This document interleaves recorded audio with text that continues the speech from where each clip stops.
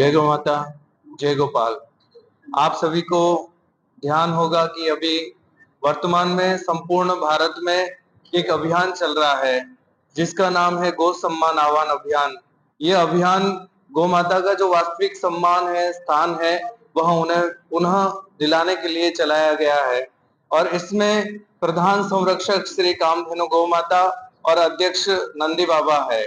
ये किसी संस्था या संत के मार्गदर्शन में नहीं, गौ माता और नंदी बाबा के मार्गदर्शन में हो रहा है।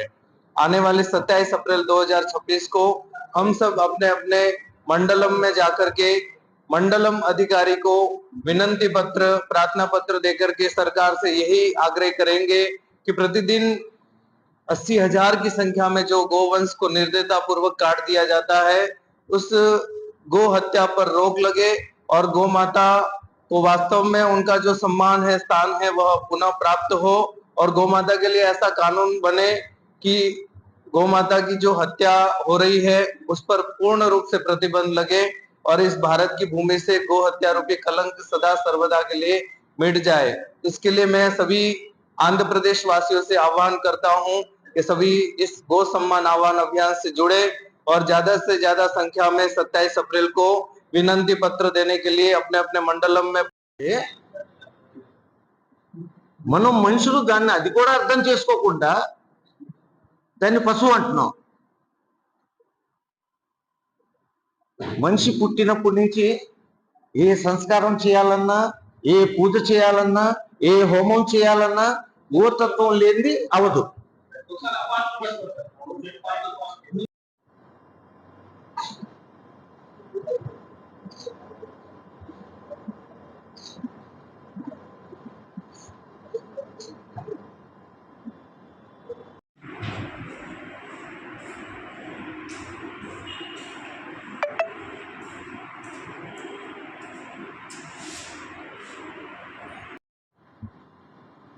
జై గోమాత, జై శ్రీకృష్ణ.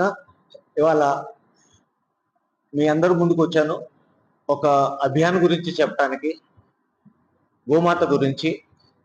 ఇవాళ గోమాత పరిస్థితి ఎలా ఉంది మనం చూస్తున్నాం. ముందు మీకు ఈ అభియాన్ గురించి చెప్తాను. దీని పేరు వచ్చేసి గో సమ్మాన్ ఆహ్వాన్ అభియాన్. దీంట్లో ఏంటంటేనండి, గోమాతకి కావాల్సిన సేవ, సురక్ష, సమ్మానం ఈ మూడు గోమాతకి అందాలి. ఎందుకంటేనండి, మన సనాతన ధర్మంలో గోమాత మనిషి పుట్టినప్పటి నుంచి కాలం చేసే వరకు, దాని తర్వాత తర్పణ సంస్కారం కూడా చేస్తాం కదా, అది కూడా ఆవు పాలు ఉంటేనే సాధ్యమైంది, లేకపోతే అది పరిపూర్ణంగా అవ్వదు. సో మన సనాతన ధర్మానికి మూలమైన గోమాత ఇవాళ రోడ్ల మీద తిరుగుతుంది. మనం పొద్దునే లగవక ముందే 88,000 పైన గో వంశుల్ని స్లాటర్ హౌస్లు కట్టేసేస్తున్నారు. మరి ఇవాళ హిందువులందరూ ఏమైపోయాం మనం? మనకు దారి లేదు, దిక్కు లేదు, ఏమీ లేదు, బతుకుతున్నాం. వాస్తవంగా చెప్పాలంటే పశువుల కన్నా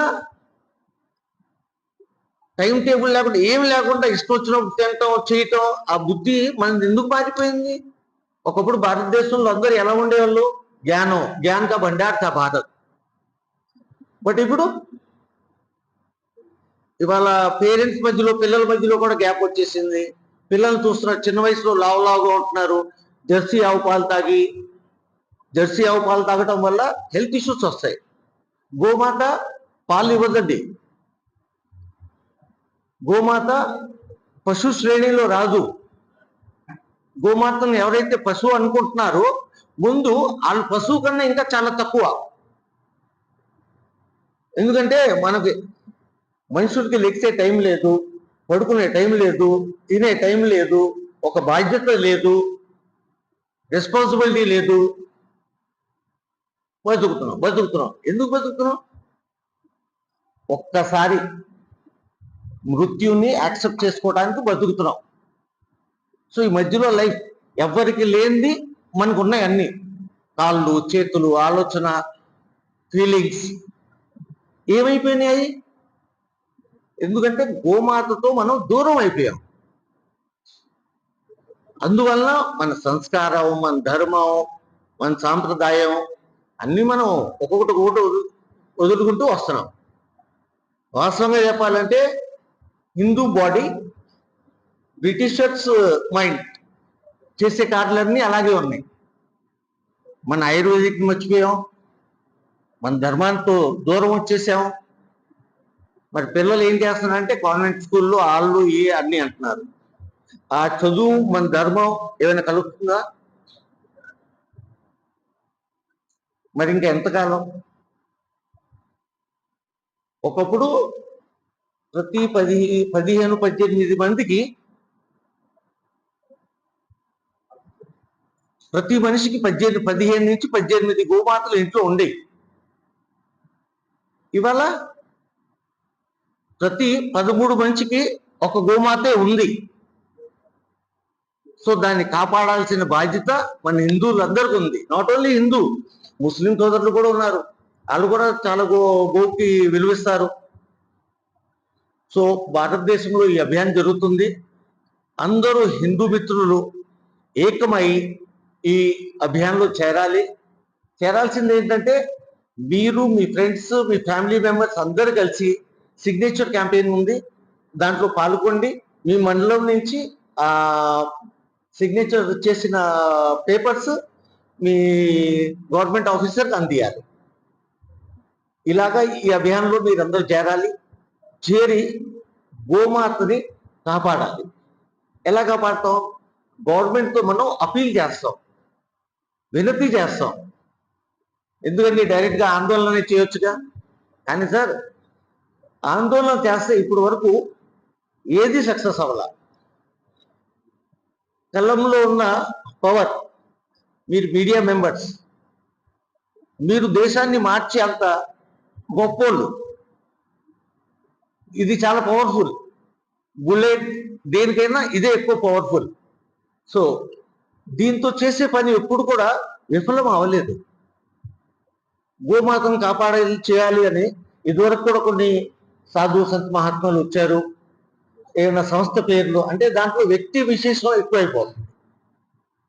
కానీ ఇప్పుడు దీంట్లో అట్లా ఏమీ లేదు. 1500 సాధు సంత్ మహాత్మా నంద్ బాబాలందరూ వ్రజభూమి అంటే బృందావన్ 90 రోజులు దీని మీద చర్చ చేసి లాస్ట్కి దీని రూపరేఖ అనేది మొత్తం చేశారు. మనం ప్రపోజల్ తీసుకెళ్తే గవర్నమెంట్ దాన్ని యాక్సెప్ట్ చేసిద్దా, చేయకపోతే మా నెక్స్ట్ స్టెప్ ఏంటి, ఆ స్టెప్ తీసుకున్న తర్వాత కూడా అవ్వకపోతే నెక్స్ట్ స్టెప్ ఏంటి, ఇది మొత్తం దీంట్లో వివరంగా ఇచ్చేస్తున్నాం సార్. సబ్జెక్ట్ లాస్ట్కి ఏంటంటేనండి, ఎట్టి పరిస్థితుల్లో అయినా గోమాతని రాష్ట్ర సమ్మానం ఇప్పియాలి. సార్ సమ్మానం ఇప్పిస్తే అయిపోద్దా? షూర్, వై నాట్, ఎందుకు అవదు?